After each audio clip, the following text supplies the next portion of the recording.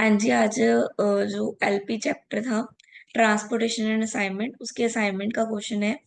एक last method रह गया है, दैट इज एल्गोरिदम मेथड। आज हम वो करेंगे।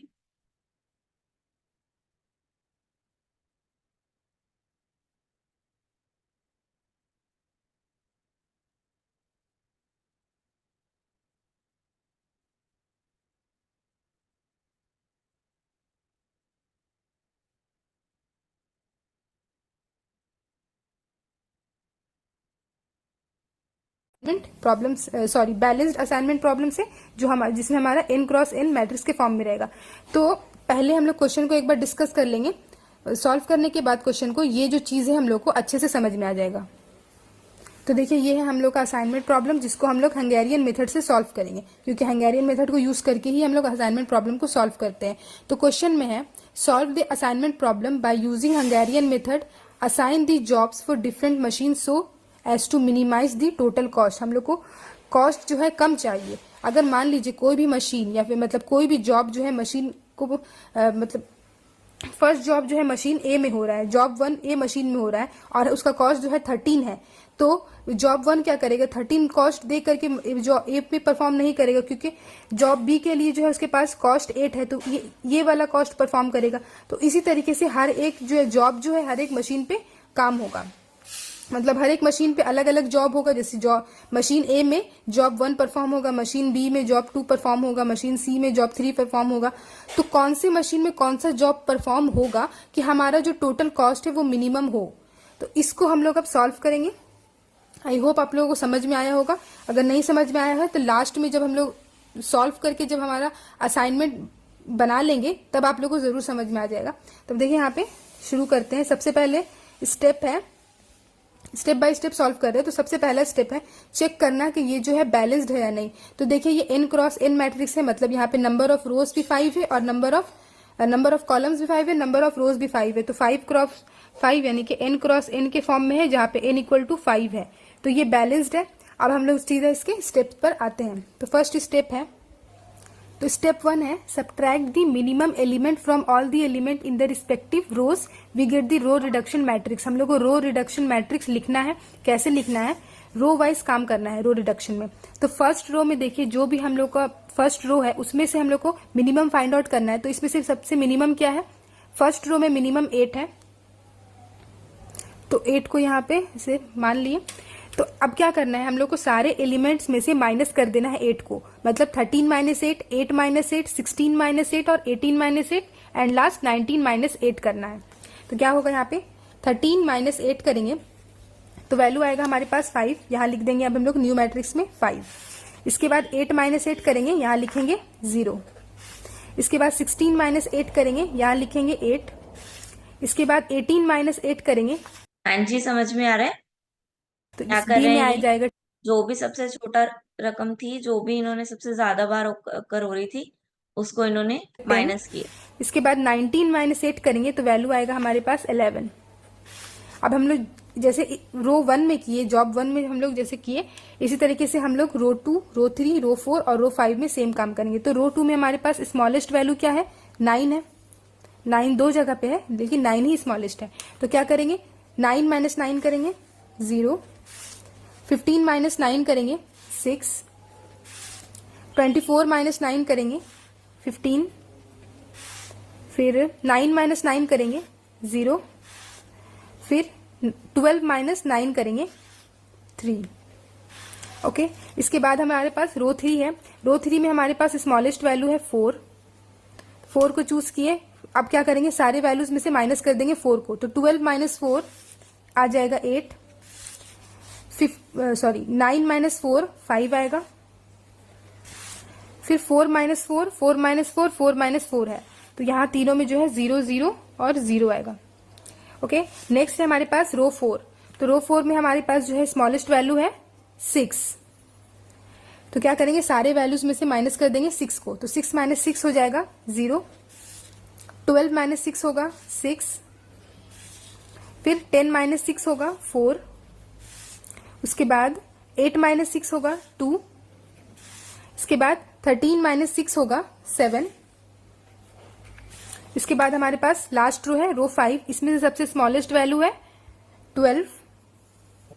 12 किस क्या करेंगे, अब सारे वैल्यूज में से माइनस कर देंगे 12 को, तो 15 minus 12 3, 17 minus 12 5, 18 minus 12 6, 12 minus 12 0 and 20 minus 12 8। Okay, तो ये बन गया हमारा रो रिडक्शन का मैट्रिक्स। अब हम लोग को क्या करना है, नेक्स्ट स्टेप 2 में यही सेम काम को कॉलम के लिए करना है, मतलब हम लोग को कॉलम रिडक्शन मैट्रिक्स निकालना है।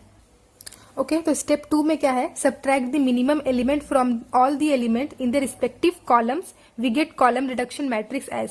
तो मैट्रिक्स हमने यहाँ पे बनाया है, अब क्या करना है, हम लोग कॉलम वाइज चेक करना है। तो जो हमारा पास जो रो रिडक्शन का मैट्रिक्स था उसमें हम लोग ये काम को करेंगे, जो ओरिजिनल जो क्वेश्चन में मैट्रिक्स था उसमें काम नहीं करेंगे, इसमें करेंगे। तो देखिए हमारे पास कॉलम वाइज हम लोग को चेक करना है मिनिमम वैल्यू क्या है। तो इसमें कॉलम में, इस कॉलम में मिनिमम वैल्यू 0 है, तो यहाँ पे कोई चेंजिंग नहीं आएगा क्योंकि 5 माइनस 0, किसी भी वैल्यू को 0 माइनस करेंगे तो वही सेम वैल्यू आएगा, तो सेम लिख देंगे 50803। सो 50803। इसके बाद नेक्स्ट है कॉलम बी, इसमें देखिए इसमें भी हमारे पास जो है 0 आ रहा है मिनिमम वैल्यू, तो इस कॉलम को भी चेंज नहीं करेंगे, सेम वैल्यू लिख देंगे 06565। सो 06565। नेक्स्ट हमारे पास कॉलम सी है, तो कॉलम सी में अब देखना है मिनिमम क्या है, इसमें भी देखिए हमारे पास 0 ही है मिनिमम, तो 0 को क्या करेंगे, कॉलम सी भी सेम हो जाएगा 815046। 815046। ओके, अब हमारे पास कॉलम डी है, तो कॉलम डी में भी हमारे पास मिनिमम 0 ही आ रहा है। एक्चुअली यहाँ पे सब में 0 आ रहा है, ऐसा जरूरी नहीं है कि सब में 0 आए, एक्चुअली इसी क्वेश्चन में ऐसा हो रहा है कि 0 आ रहा है। अब दूसरा क्वेश्चन आप लोग लेंगे तो जो है रो रिडक्शन और कॉलम रिडक्शन का जो मैट्रिक्स है वो अलग अलग आएगा, क्योंकि जरूरी नहीं कि सभी कॉलम में हमारे पास एक एक 0 रहे। ठीक है, पहले रो रिडक्शन करनी है। रो रिडक्शन कैसे होगी, पूरी रकम में जो सबसे छोटी एक रो में जो सबसे छोटी रकम होगी उस रकम को सारी रकमों में से माइनस कर दिया जाएगा। हर रो में सेम ऐसे ही करना है। देन कॉलम की टर्न आएगी, कॉलम में भी ऐसे ही करना है। पूरे कॉलम में जो सबसे छोटी रकम होगी उसको रिडक्ट करना है बाकी रकमों में, सभी रकमों में से। ठीक है, इन शॉर्ट हमको 0 लेके आना है। तो अगर हमारे पास जो भी मिनिमम वैल्यू रहेगा तो सारे वैल्यूज को मिनिमम वैल्यू में माइनस कर देंगे। तो यहाँ पे डी का कॉलम भी जो है सेम हो जाएगा 100020। ओके, 100020। और हमारे पास ई का कॉलम में भी मिनिमम वैल्यू 0 ही है, तो इसको भी सेम लिख देंगे 113078। 113078। ओके, तो ये बन गया हमारा कॉलम रिडक्शन का मैट्रिक्स। इस एग्जाम्पल में दोनों सेम हो गया है, दूसरा एग्जाम्पल में ऐसा जरूरी नहीं कि ऐसा ही होगा। ओके, इसके बाद हमारे पास अब स्टेप 3 है। ओके, सो स्टेप 3 है draw minimum number of horizontal and vertical lines to cover all 0। मतलब हम लोग को अब जो कॉलम रिडक्शन का जो मैट्रिक्स आया था उसमें हम लोग को मिनिमम नंबर ऑफ हॉरिजॉन्टल और वर्टिकल लाइंस को ड्रॉ करना है कि हमारा जो सारा 0 जो है वो कवर हो जाए।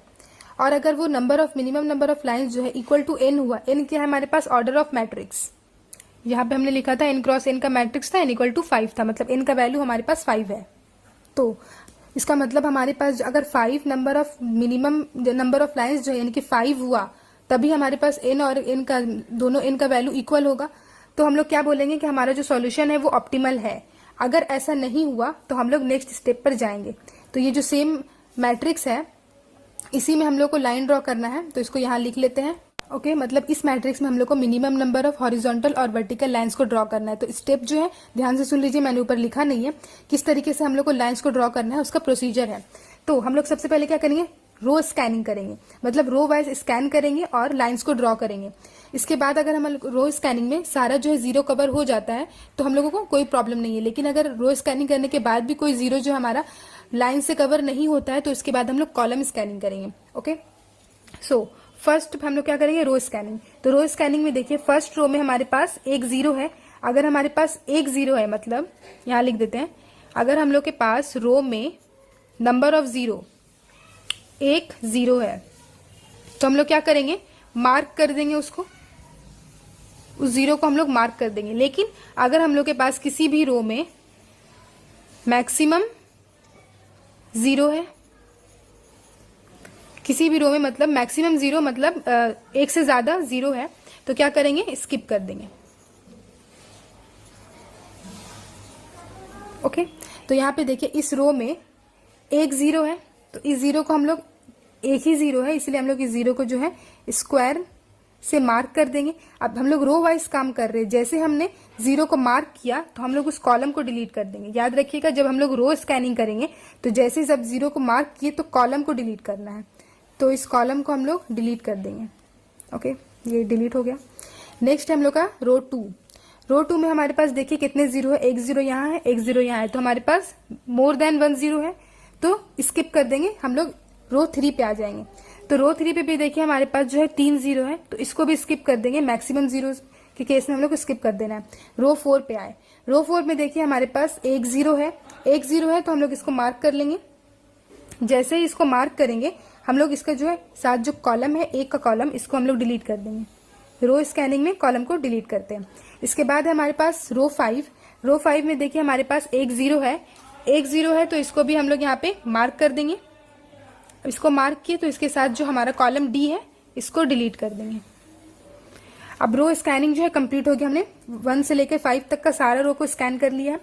नेक्स्ट हम लोग देखेंगे कि हमारे पास सारे जीरो जो है कवर हुआ नहीं, तो यहाँ पे देखिए ये वाला जीरो और एक ये वाला जीरो जो है लाइन के साथ कवर नहीं हुआ है, इसका मतलब हम लोग कॉलम स्कैनिंग करेंगे।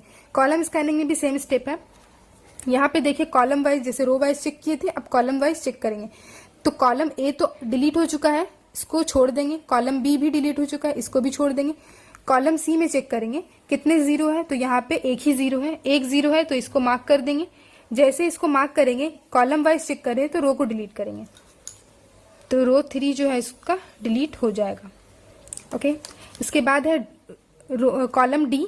कॉलम डी में क्या करना है, कॉलम डी ऑलरेडी डिलीट है, तो इसको हम लोग छोड़ देंगे। कॉलम ई, कॉलम ई में हमारे पास कोई भी जीरो नहीं है, एक जीरो था लेकिन वो डिलीट हो चुका है, तो उसको छोड़ देंगे। तो जो काम हमने रो वाइज किया उसी काम को हम लोग कॉलम वाइज करेंगे। जब रो वाइज कर रहे थे तो हम लोग कॉलम को डिलीट कर रहे थे जीरो को चूज करके, अब जब कॉलम वाइज काम कर रहे हैं तो हम लोग रो को डिलीट करेंगे।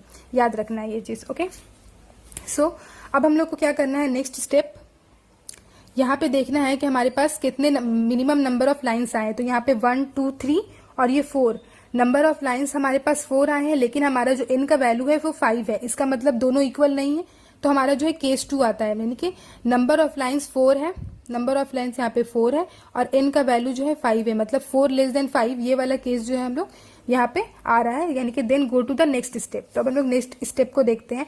देखिए यहाँ पे जो है दोनों इक्वल आएगा। जैसे यहाँ पे जीरो को जो मैंने मार्क किया है, तो हमारे जो मार्क्ड जीरो है वो 5 आना चाहिए। जैसे 4 है यहाँ पे, 1 2 3 4 जीरोस को हमने मार्क किया है। तो ऑप्टिमल सॉल्यूशन के लिए, क्योंकि हमारे पास स्मॉल n का वैल्यू जो है 5x5 मैट्रिक्स है, तो 5 जीरो जो है मार्क्ड होना चाहिए। तो हम लोग को एक और जीरो को जो है मार्क करना होगा।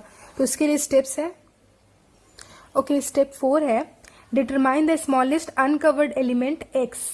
इसमें ये जो टेबल है इसमें से हम लोग को अब, क्योंकि ये ऑप्टिमल नहीं है, ऑप्टिमलिटी चेक करने के लिए क्या करना है, जो हमारे पास अनकवर्ड एलिमेंट है, जैसे ये वाला जो है लाइन से कवर है, ये सब वैल्यू जो है जो लाइन पर है या फिर जो इंटरसेक्शन पे है, उसको छोड़ के जो अनकवर्ड है, जैसे 8 15 11 3 4 6 7 8, इनमें से हम लोग को डिटरमाइन करना है स्मॉलेस्ट अनकवर्ड एलिमेंट। तो सबसे स्मॉलेस्ट वैल्यू है इसमें से 3, तो x का वैल्यू हो जाएगा 3। तो यहाँ पे जो है लिख लेते हैं x का वैल्यू क्या आया, 3। ओके, इसके बाद क्या करना है, वैल्यू निकालने के बाद right uncovered value equal to uncovered value minus x। Uncovered जो वैल्यू है, मतलब ये सारी वैल्यू जो है अनकवर्ड है, उसको जब नेक्स्ट टेबल में लिखेंगे तो कैसे लिखेंगे, 8 minus uncovered value minus x, मतलब x का वैल्यू तो यहाँ पे 3 है, तो 8 minus 3 11 minus 3 15 minus 3 3 minus 3 4 minus 3 7 minus 3 6 minus 3 और 8 माइनस 3। बस इन्हीं वैल्यूज को, मतलब जो अनकवर्ड वैल्यू है उन्हीं को हम लोग को लिखना है, इसमें से माइनस कर देना है x का वैल्यू यानी कि 3 को। तो यहाँ पे देखिए, यहाँ पे हमने क्योंकि लिख दिया है नंबर ऑफ लाइंस जो है वो 4 है और ऑर्डर ऑफ मैट्रिक्स n है, तो अब हम लोग जो है मॉडिफाइड मैट्रिक्स लिख रहे हैं। तो पहला जो है हमारे पास 1c में है, 8 है, 8 माइनस 3 करेंगे, हमारे पास वैल्यू आएगा 5, तो इस पोजीशन पे लिख देंगे 5। नेक्स्ट है हमारे पास यहाँ पे 11, तो 11 माइनस 3 करेंगे आएगा 8, यहाँ लिख देंगे 8। इसके बाद है 15, 15 माइनस 3 करेंगे आएगा 12, इसके नीचे लिख देंगे 12। ओके, नेक्स्ट है 3, 3 माइनस 3 करेंगे आएगा 0, यहाँ लिख देंगे 0। इसके बाद हमारा अनकवर्ड वैल्यू है 4 का C, यानी कि 4 माइनस 3 करेंगे वैल्यू आएगा 1, तो 4 का C यहाँ पे वैल्यू आएगा 1। ओके, इसके बाद है 7, तो 7 माइनस 3 करेंगे वैल्यू आएगा 4, तो यहाँ लिख देंगे 4। इसके बाद है 6, 6 माइनस 3 करेंगे वैल्यू आएगा 3, यहाँ लिख देंगे 3। और 8 माइनस 3 करेंगे वैल्यू आएगा 5, तो यहाँ लिखेंगे 5। तो हमारे पास जो है स्मॉलेस्ट अनकवर्ड वैल्यू निकालने के बाद हमने जो है अपना 4 का ए कंप्लीट कर लिया। इसके बाद बी क्या है, intersection value equal to intersection value plus x. Intersection value क्या है, जो लाइंस हॉरिजॉन्टल और वर्टिकल लाइंस के जो बीच में है, मतलब ये वाला वैल्यू 8, ये भी इंटरसेक्शन पे है 5 और ये वाला इंटरसेक्शन पे है 0, तो 8, 5 और 0 को हम लोग को क्या बोला है, intersection value plus x. 8 plus x, 5 plus x और 0 प्लस एक्स, एक्स का वैल्यू 3 है, मतलब 8 प्लस 3 वैल्यू आएगा हमारे पास कहाँ पर है, 3 का ए में है, तो 8 प्लस 3 वैल्यू आएगा 11। इसके बाद है 5 प्लस 3 वैल्यू आएगा 8। इसके बाद है यहाँ पे वैल्यू है 0, तो 0 प्लस 3 करेंगे वैल्यू आएगा 3, यहाँ लिख देंगे 3। इसके बाद का हमारा जो है नंबर सी, इसमें बोला है लाइन वैल्यूज, यानी कि जो अदर वैल्यूज बचे हैं वो हम लोग को सेम ही लिखना है, मतलब बाकी जो सारे वैल्यूज है जो हमने यहाँ पे जो फिलअप कर दी है, इसके अलावा जो बाकी जो पोजीशन पे जो वैल्यूज है उसको हम लोग को जो जैसे यहाँ पे लिखा है वैसे ही लिख देंगे। तो यहाँ पे लिख देते हैं 5, यहाँ पे है 0, क्योंकि ये सारे वैल्यूज जो है सिर्फ एक सिंगल लाइन पर है, ठीक है। तो इसके बाद ये वाला तो 8 हमने यहाँ पे लिख दिया है। इसके बाद 10, तो बाकी सारे वैल्यूज को जो फिलअप कर देंगे। ओके, तो ये जो हमारा है अब मैट्रिक्स बन गया है, ये हमारा मॉडिफाइड मैट्रिक्स बन गया। इसके बाद का हमारा स्टेप 5 है, go to the step 3। So step 3 में क्या हम लोग को हमने किया था, minimum number of lines, horizontal lines और वर्टिकल लाइंस को ड्रॉ किया था। और ड्रॉ करने का प्रोसीजर जो आप लोग पता है, पहले रो स्कैनिंग करते हैं फिर कॉलम स्कैनिंग करते हैं। तो जो चीज हमने इस मैट्रिक्स के लिए किया था, अब हम लोग सेम चीज जो अपने मॉडिफाइड मैट्रिक्स के लिए करेंगे। सो आप लोग देखिए, मॉडिफाइड मैट्रिक्स हमारा ये है, इसमें हम लोग रो स्कैनिंग करेंगे, मतलब हम लोग चेक करेंगे अगर रो में एक 0 है तो मार्क कर देंगे, अगर एक से ज्यादा 0 है तो स्किप कर देंगे। तो इस रो में देखिए एक ही 0 है, तो इस 0 को हम लोग मार्क कर देंगे। जैसे मार्क करेंगे, रो स्कैनिंग में हम लोग कॉलम को डिलीट करते हैं, तो इस बी का कॉलम को जो है डिलीट कर देंगे। इसके बाद रो 2 में हमारे पास देखिए 3 0 है, मोर देन 1 0 है, स्किप कर देंगे। रो 3 में भी 2 0 है, इसको भी स्किप कर देंगे। रो 4 में हमारे पास बस एक ही 0 है, एक 0 है, तो हम लोग इसको मार्क कर देंगे। जैसे इसको मार्क करेंगे, रो वाइज रो स्कैनिंग में हम लोग ए का कॉलम को जो है डिलीट कर देंगे। नेक्स्ट हमारे पास रो 5 है, रो 5 में हमारे पास चेक करना है कितने 0, एक 0 है, तो हम लोग यहाँ पे इस 0 को मार्क कर देंगे। जैसे ही मार्क किए, इसके साथ हमारा जो डी का कॉलम है इसको डिलीट हो जाएगा। मॉइस्चराइज त्वचा और ग्लो के लिए मैं क्या करती हूँ, जीरो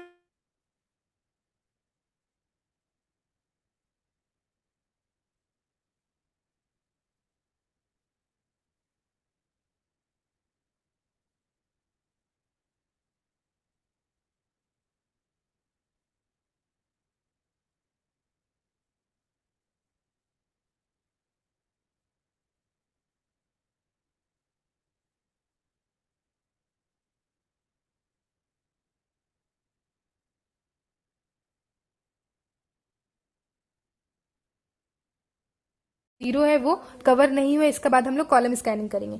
तो कॉलम स्कैनिंग में हम लोग कॉलम ए को देखेंगे जो डिलीट हो चुका है, तो कॉलम बी को देखेंगे वो भी डिलीट हो चुका है। अब कॉलम सी को देखेंगे, कॉलम सी में देखेंगे हमारे पास एक 0 है, एक 0 है तो मार्क कर सकते हैं हम लोग। जैसे ही इसको मार्क करेंगे, कि हम लोग कॉलम स्कैनिंग कर रहे हैं, 0 को मार्क किए तो रो को डिलीट करेंगे। ओके, इसके बाद हम लोग कॉलम डी को देखेंगे, ऑलरेडी ये डिलीट हो चुका है। कॉलम ई को देखेंगे, कॉलम ई में हमारे पास जो है एक 0 है, क्योंकि ये जो 0 है ये डिलीट हो चुका है, तो अब हमारे पास एक ही 0 है, तो इस 0 को अब हम लोग क्या करेंगे, मार्क कर देंगे। जैसे हम लोग इस 0 को मार्क किया, इसके साथ जो हमारा जॉब 2 का जो हमारे पास रो है इसको हम लोग डिलीट कर देंगे।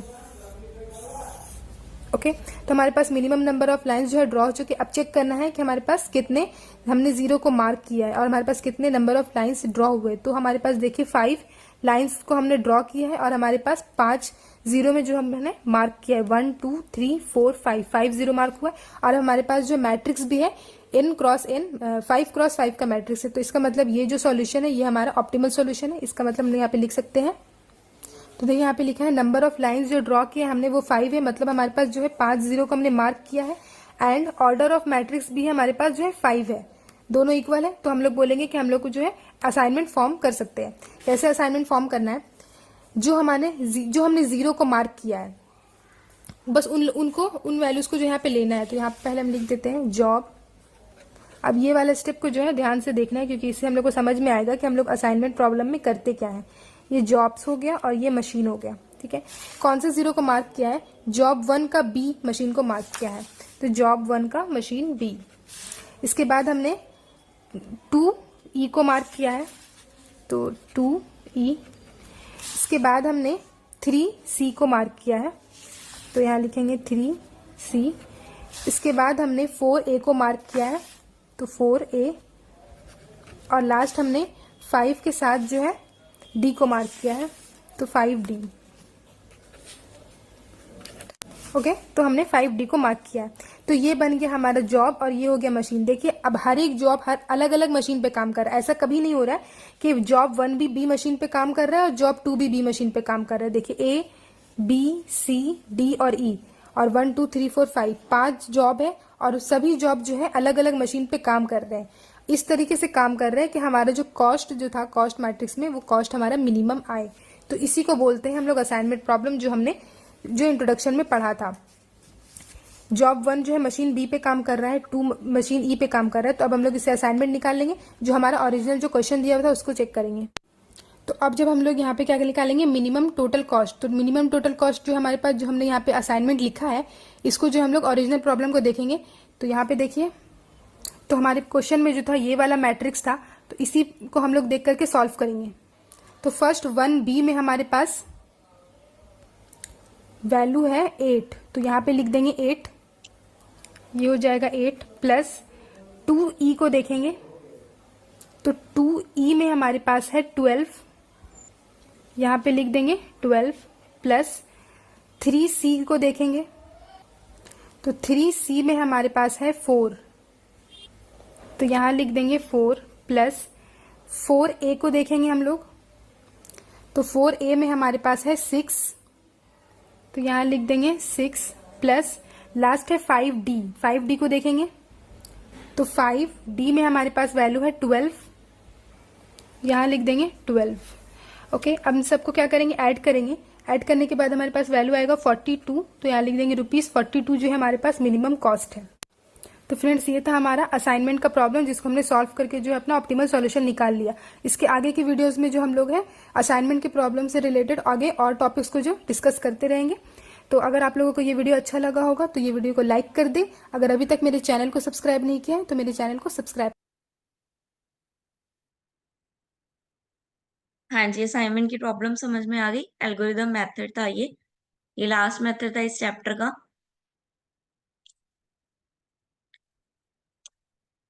ठीक है, असाइनमेंट मेन किया क्यों जाता है, ताकि कॉस्ट को मिनिमम कर सके। ठीक है, और प्रॉफिट को मैक्सिमम, यानी कि एक पर्सन को एक ही जॉब मिले। ऐसा ना हो कि एक पर्सन ही सारे काम करता रहे और बाकी पर्सन फ्री रहे। इसलिए हम जॉब असाइन करते हैं। इसी तरह हम मशीनरी भी असाइन करते हैं कि एक मशीनरी पे जितना प्रोडक्ट बना चाहिए उतना ही बने।